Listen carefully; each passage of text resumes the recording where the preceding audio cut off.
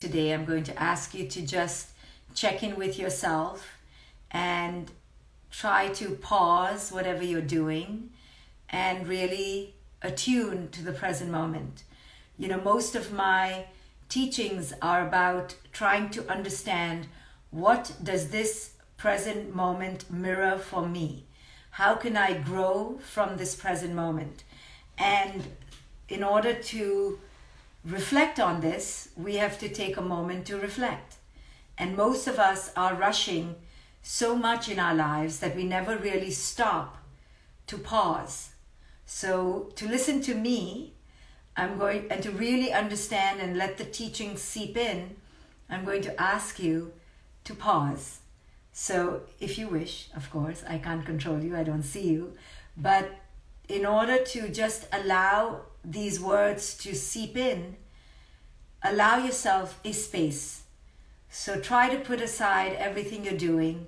Try to use these moments of togetherness that we have with each other to go within, to check in, to attune, to connect. Because this is what life is supposed to be about.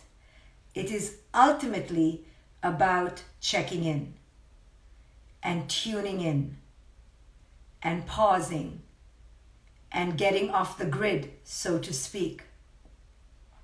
So hi everyone, welcome, and sign in, tell me how you're doing, tell me where you're from, if you've been doing this course with me, and how many days you've been with me, and just tell me a little bit about how you've been dealing with my teachings and how it's been impacting you.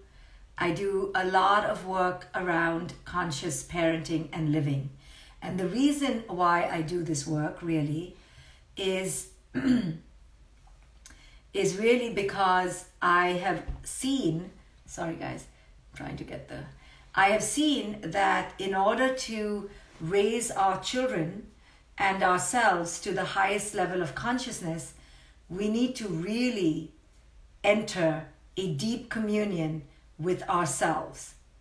I mean, I say this all the time, if we don't have that deep communion with ourselves, we cannot hope to, even for a moment, connect to anyone else. So to have a deep communion with the self, what does that mean? One has to take a time out to go develop that relationship. We've not ever been taught, when you grow up, after you go to college and after you get a job, you go marry yourself. We're never taught. That's not on the list. Go marry yourself. Go discover yourself. Go find yourself. We're never taught that. How is that not part of the prescription list? I mean, if you really think about it, it's insane that we are never told as a prerequisite for success and for happiness is a sojourn into the soul of the self. It's not on the prescription list. It's never there. Go now for 2 years and find out who it is you are. Go discover your truth. Go shed your false layers of self and enter your true self. Never. No, we're taught to always be in servitude to the external. We're taught to always be enslaved to the desires, wishes, and validations of those outside of us. So then, when we hit a crisis point, and those things on the outside are taken away, the things we took for granted, our health, our wealth, our status, our congregational togetherness, like we're getting together in droves, in crowds, when that gets taken away, we crumble. We don't know what to do. Well, because we've never taken the time to discover a true deep marriage with the self. And none of us have taken the time because it wasn't on the checklist. It wasn't told to us that this is what is a damn near mandatory obligation to live this life. Before you're 30, you spend 6 months on your own. Before you're 40, another 6 months, right? And you keep adding in every decade a 6-month period where you go internally. Culture doesn't allow for it. It's not on the checklist. It's not looked at as a valuable, valid option. And so we ignore it. But if you really pause right now to think, how is it that we spent our whole life till now and never truly gone within, a retreat within the soul, not a vacation, a touristy vacation where you're drinking Bacardi on the beach. No, that's not what I'm talking about. That's escaping. That's distraction. That's denial. That's noise. That's numbing.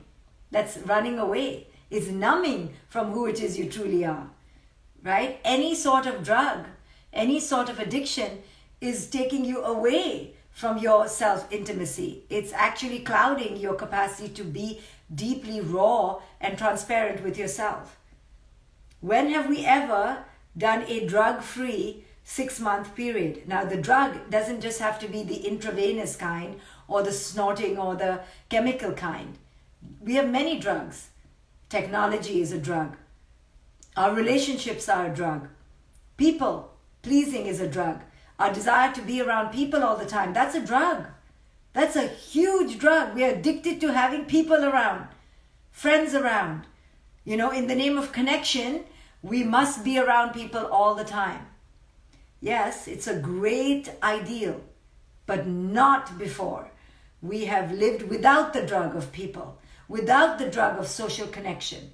So, you know that I am going to tie it back to the present moment, because the present moment is where we learn everything.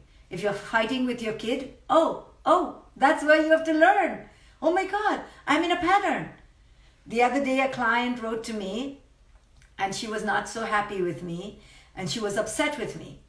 So she was upset with me. So naturally, because I can be a 5-year-old as well as anyone else, my 5-year-old self got activated and I was like, you upset with me? I'm upset with you, right? And I was ready to attack because I'm not better than anyone. Only thing I'm better is that I can catch it. So while I saw the ego rise, I couldn't stop it. But as the ego was about to come out of my mouth, I could stop it. And I realized, oh my God, this is the pattern. This is the pattern. So every moment in life is not a moment, guys. It's not a moment. It's a pattern. It's not just happening because of Corona. It's been happening. You don't just not like your kid now and you're fighting with your kid now because of Corona. Yes, Corona is kind of like the evil, witchy stepmother that's put the last, key in the lock and turned it to anger and frustration. But Corona is not to blame. Whatever you're seeing right now is the pattern, is the pattern, is the pattern, is the pattern, is the pattern. So this moment is the pattern. And what is it the pattern for? I mean, it's so clear. It's a pattern to detoxify from the drug of society, from all the drugs of society. Social distancing. Oh my God. What an amazing...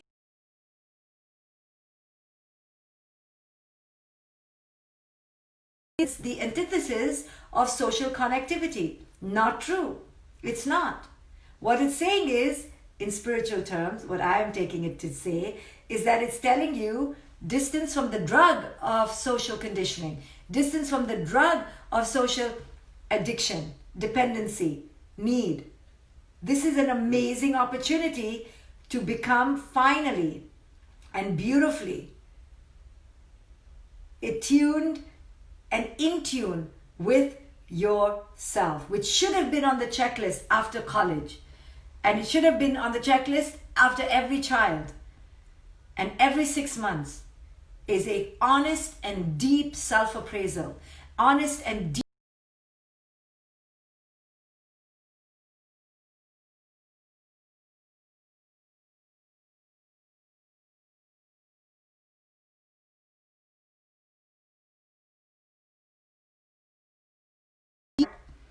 It's death do us part, of the death of the ego do us part.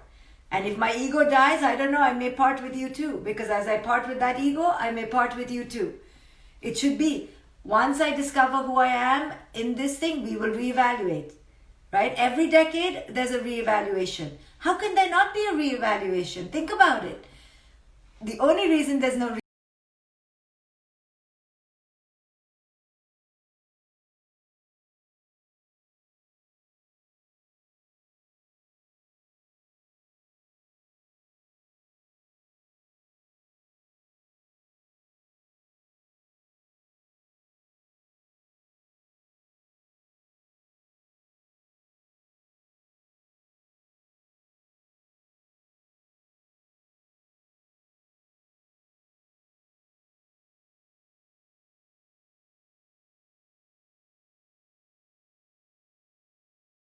We are the bottle of self-validation through others over here. We are the bottle of belonging to others here. We are the bottle of being terrified of breaking traditions here. We had all our prescription bottles and we were doing just fine. And then this corona comes and it messes it all up. It takes out all our prescriptions. Right now, I want to get my self-validation through others. Can't do it. Can't get validation through others. I want to go to work and be all fancy in my corner corporate office. Can't do that. I want to look good. Can't do that. Can't go to the hair salon. Can't go to the nail salon. Can't go get Botox. What? What's going on here? Right? All my addictions are falling away. What the hell? And now I'm just with the people who I say I love the most. Now I have to like put my money where my mouth is. If I say I love them, now I have to like show it. What? I didn't bargain for this. So now you're beginning to see the shit hit the fan, so to speak, because the lid is off. All our prescriptions are being taken away. And the drug of social identification, the drug of social dependency, the drug of social, cultural is now finally, for a moment, disintegrated. And now you're forced to be in rehab, right? I've said this before. You're forced to be on a retreat to go discover who it is you are. So ultimately, the self-intimacy that has been lacking in our lives, it's here now. It's here. We've been running away. Guess what? And if it took a corona to come and make us come closer to ourselves, well, it took a corona. It'll always take something painful. We are not creatures who learn through joy. We're not. We're only creatures who learn through excessive pain. It has to be tremendous, colossal pain, because our minds are so powerful, our ego is so powerful, we will hold on to the pattern till we cannot hold on anymore. And only death, or the fear of death, the imminent death, only that forces us to break open. And that's why these extreme measures needed to be taken place, guys, on a spiritual level. On a spiritual level, we needed extreme timeout, extreme lockdown, extreme because we were extremely and egregiously out of sync. We were extremely out of sync. So what is the antidote for extreme disconnection, for extreme dissociation, for extreme narcissism? Is the opposite, right? You take it all away. Take it all away. We cannot be narcissistic anymore. What? We cannot compete anymore. There's no one to compete with. Right? Any day now we could die. What? There's no illusion to live with. Now we're forced to look in the mirror in a very, very strong way. So now I'm going to digress a little bit and probably piss people off. So if you want to get off now, you can get off. Because I have to. I can't resist. Okay, so I'm so sorry if you think I'm unpatriotic, if you think I'm political, but I have to show you what I've been saying is the same thing happening on the macro. Okay, I just have to. I'm a kind of person who does macro, micro. Okay, I can't avoid reality. So what we are seeing in terms of our exaggerated patterns, and oh my God, I don't even like my children that much kind of patterns, or my goodness, I don't even really want to have a shower kind of patterns. And if I can't get ready to show myself up to strangers, and I don't want to get ready at all kind of pattern. You know, we're seeing the truth of who it is we are, that we're really like, we get ready for other people. We want other people to like us. Others. We're also seeing on a wide scale of America, a total, and I'm saying America, but if you're not from America, don't worry. It's something to learn from. What I want to show the people all over, that the narcissism of America is now cracking. We're seeing now on a grand scale that the superiority that we had on the our internal ego of being so fancy and having money and being on this linear path to success, that's gone, right? But with it has also gone on the macro, the superiority of America. I mean, America has shown itself to have vast holes and it's crumbling. But this is so good. It's so good that it's crumbling, because only if you crumble, you can heal from inside. Because what we were thinking was a facade. See, we were living in a facade, but America was a facade. And with Obama, we got a little complacent, like, oh, we're so liberal, we're so advanced, we like brown people, we let brown people become our president, right? I'm brown, so I can say that. But no, then we got to see what we really are. So just like the virus is showing us who we are in our core, the virus is showing us who we are as a country, right? As a nation, as the so-called leaders of the free world. We're doing pretty much abysmally compared to the rest of the world. We don't have PPEs, we don't have healthcare, we don't have setup, we don't have beds, right? At the very core. And then our poorest, our most indigent, right? Our poorest and the most indigent are suffering the most because of COVID. Not because of COVID or the skin color, not because they're black or brown, but because they're indigent, because they're poor. And we haven't taken care of our poorest. We're getting to see that. We're getting to see that the president, our parent, is full of a malignant, unaccountable, unbridled narcissism. And if you grow up with a narcissistic parent, it takes away your soul. And we're watching that the citizens are falling apart. We're dividing, we're confused. In Huntington Beach, the town is suing the two is suing the state. I mean, we're discombobulating from inside. It's the same thing that's happening on the internal level. You see, now we're seeing who we really are. We're seeing our ego. I don't know about you, but I mean, I saw it the moment Trump was elected, but it's not about being Republican or Democratic. Understand what I'm saying on a symbolic, spiritual level. The malignant narcissism that each of us had in our own lives. And I'm telling you how it showed up. It showed up with our attachment to our hair color, for example, or us telling our children, pre-pandemic, we used to tell our children, do this, do this, do this, do this, because we know best. We began preparing our children for the SATs since 5th grade. And now, no SATs, it's been cancelled. So we used to yell and scream at our children, so to speak, that we knew what their future was going to hold. What malignant narcissism we've had as parents. All my talks about conscious parenting is about our malignant narcissism as parents, that we think we know best, we think we're in control, we think we can, move and command them to our will, we can punish them ad nauseum. Parenting in the traditional pre-pandemic, and I think it'll also be post-pandemic, paradigm is highly malignantly, insidiously narcissistic. Yes, it's all about control and fear.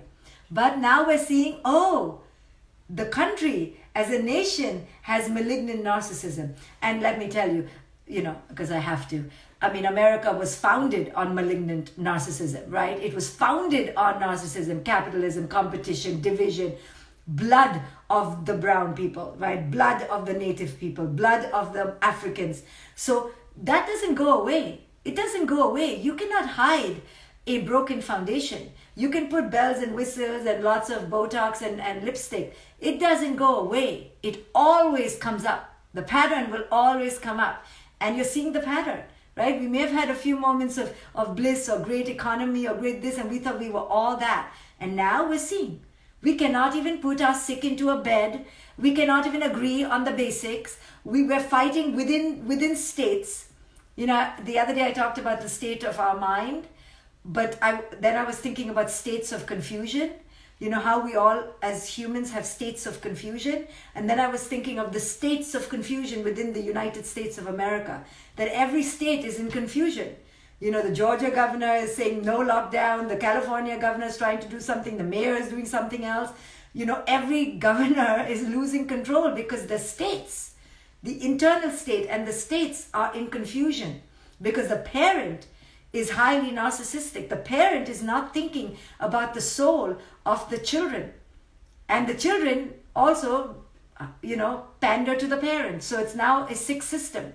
And we're seeing clearly that the leader of the free nation is really the leader of ignorance, right? It's the ignorance. And unless America heals the blood upon which it was formed and how it took from the land and from the natives and from the black people, it will never move forward. You will see, it will never move forward. So it is in parenting, right? In parenting, I tell parents, you can push your kid, Your kid could become a doctor or an engineer or a scientist, great push, but if their core is not connected to their soul, if they're not living an aligned life, it doesn't matter.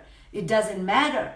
So all of this is all reflections of each other, the micro to the macro to the, the mayoral to the state. It's all connected.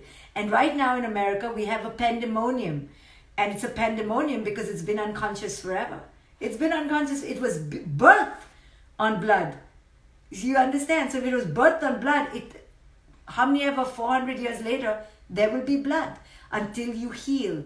So it is with us. So coming back to us, now, whatever you're seeing is not just is, it always was, So I love this saying by Krishnamurti, who's a sage in India, and he says, how it began is how it will always be, right? What he means is the foundation is the foundation is the foundation. And unless you go to how it began, you cannot end in a good place. If you don't understand what your core wounds are from childhood, you can't. The core wounds go with you everywhere you go, right? There's no escape, right? Pema Chodron's book, The Wisdom of No Escape, John Kabat-Zinn's book, everywhere you go, there you are, right? So now, in this lockdown, for the first time, this exaggerated, severe, powerful lockdown, we are forced to confront what always was. It's not here because our kids are home 24/7. It's not here because we don't have a job. It's not here because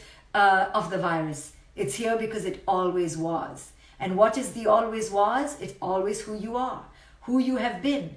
So now is a time to look in the mirror and go, no, it's not the virus. No, it's not the president. No, it's not the governor. It's who I always have been.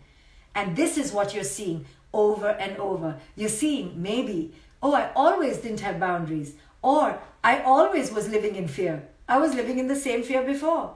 Or I always needed the outside, right? Even when I had the outside world, I needed the outside world even more. So it doesn't matter that now the outside world is taken away. I was always needy. It's making you see who you truly have always been. This is not who you are now. It's always. So are you going to use this moment as your 6-month hiatus from life, from culture, from society? Are you going to use this moment to look within and go, you know what? I should have done this a long time ago because I truly don't know who I am. I don't know who I am without. All I know is who I am within that context. And now I need to find out who I am within, period. The only context is the inner context. So are you going to use this opportunity to finally do what should have been on every prescription list of a happy life, of a successful life, a life that looks within, a life that is connected to who it is you are? Now, yes, it is uncomfortable because you have to still make money and there may not be money coming and you may still not know what tomorrow is going to bring, but that's okay. This is where the courage comes because it's never an ideal time to get off the grid. That's why no one ever does it. It's never an ideal time to say, you know what, I'm checking out. It's never ideal. And none of us would ever do it, trust me. Maybe at 75 when you're forced to do it, you'll do it because culture says you can check out of life after 65, But no one does it when they're capable and young and healthy. No one does it ever. So this is your opportunity now to realize that this has been the missing piece. And this is what the virus is saying, take it. You're scared of me, so now go learn about yourself. Go learn to find out about yourself. Take it. I'm going to be extra threatening, so you stay at home and you go figure out who it is you are, right? Spiritually speaking.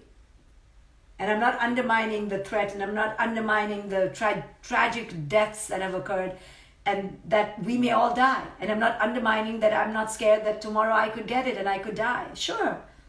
But we can't live in that fear of what has already happened or what will happen. We have to just ask ourselves, what can I do in the now? Not now what, but what can I do in the now? And in the now I have a choice. And the most clear, obvious lesson in all of this is self-intimacy. Self-intimacy, marriage to the self, self-discovery, sit with the self, self-solitude, self-quietude, self-growth, self-expansion. This is the clear spiritual lesson of it all. We've been sent home, but not the home of our four walls, this home. We're in a lockdown to get in touch with this home. The spiritual metaphors abound. I mean, it's so clear. We have to care about the essential workers, the essentials of life, not the non-essentials. We have to go on a lockdown, meaning we have to lock down on now who it is we truly are. We have to socially distance. Yes, distance ourselves from the social and cultural conditionings of lies that we've been inherited with and ingesting all our lives. Yes, this is the moment. The metaphors are right there. It's so clear. But now the choice is ours, whether we will execute, whether we will walk, whether we will take the right action. No one can tell you what action to take, because the action you're going to take is ultimately going to depend on the actions you've always taken, because it's always a message about self-worth and self-love, self-celebration and self-intimacy. So if you're not doing any of those right now, it's okay. You've never done it. Don't blame the virus. Don't blame your children or your spouse. You've never been intimate. But if you are intimate, or you choose now to start, then you are declaring that this is the most powerful lesson for this period of time. So it's up to you, as I always leave you with a choice. But there's always a choice. Because sometimes we forget there's a choice, right? In our haplessness, in our tragic grieving of this tremendous pain, we forget we have a choice in how we want to experience this pain. It is uncomfortable for us all. I said in one of my talks that 75% of us is in PTSD. 75% of me is in PTSD. But I know I have 25% that will decide and determine how I want to experience the PTSD. I'm not taking away that this is tragic and scary and downright frustrating. But I am telling you that you are not stripped of your right in how you interact with it, in how you perceive it, in how you experience it. This is your undying choice. You will take it with you to your grave. If you want to execute it, it's up to you. But it is your undying choice. It was given to you with your birth, that you always have a choice in how you experience it. It could be crappy, but how you experience the crap is up to you. Whether you go to the crap and go, I want to see what this looks like, how this smells, what is it? I'm curious about this. I want to learn, I want to discover, I want to transform, I want to emerge different. Or do you just deny it and run away from it? Do you just fight or flight? Or do you lean in, invite, progress, instead of just regressing? This is your choice. Are you going to use this moment in time to develop a newfound, unbound relationship with yourself? Or are you going to simply stay the same, waiting for the malignant narcissistic leaders to tell us how to get out of this? You know, the point when every child realizes that their parent is not as functional as we thought, and it's now time to take the reins in our own hands, that point when the child realizes that is the point the child grows up.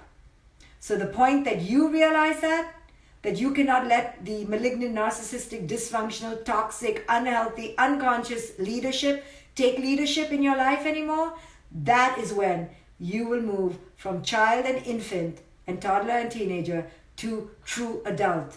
Adulthood is not based on chronological years. It is based on your awareness that there is no one on the outside to depend on, and that you have to take the reins of your life experience in your own hands. While life may sometimes go out of your hands, your life experience is in your hands. And that is your unbridled freedom. It's right here in your hands. So this is your choice. How you experience it is yours. No one can take that away from you. If you want to meditate with me, guys, I'm meditating on another page right after this in a few minutes. The page is facebook.com/groups/get super powered. I teach meditation every day for free there. Come.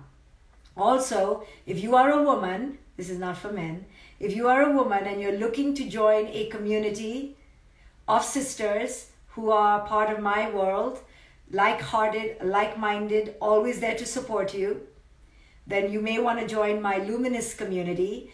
It's $25 a month. You can join from anywhere in the world. I show up almost every single week with teachings. We have a Facebook page of incredible support.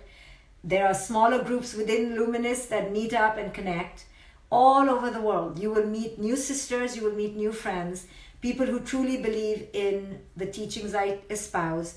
Therefore, they're immediately of a different level of consciousness. So if you would like to join, I would love to see you there. Come join me on my meditation page at least, that's for free. Facebook.com/groups/get superpowered. Okay guys, thank you. I will see you all here in the near future. Bye guys. Bye Instagram.